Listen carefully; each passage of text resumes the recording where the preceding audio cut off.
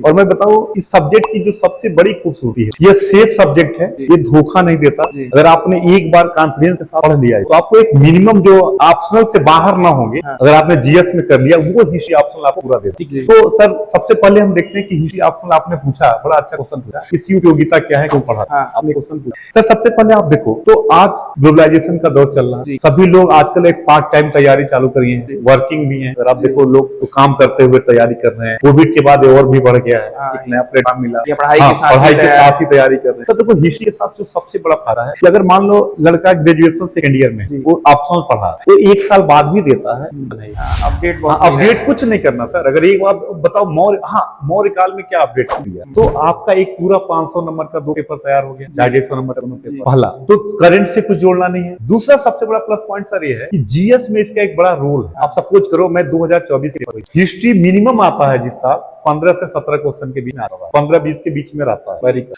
अब आप ऑप्शनल पढ़ते हो तो वो एरिया में कॉन्फिडेंट रहोगे आप कि हम कर लेंगे। मेंस का पहला पेपर में बड़ा रोल है इसका। ऑलरेडी आपको art and culture, modern India में फ्रीडम मूवमेंट, आपको वर्ल्ड हिस्ट्री पढ़ना ही पढ़ना है। हिस्ट्री का जो पेपर है, पहला पेपर है एंशिएंट मेडिवल, आपको पूरा आ ही जाएगा। दूसरा है मॉडर्न एंड वर्ल्ड, आपको जीएस में भी हेल्प मिला। जीएस में भी अलग से आपको एक, जब आप हिस्ट्री ऑप्शनल पढ़ोगे तो आपका जीएस भी तैयार हो रहा है।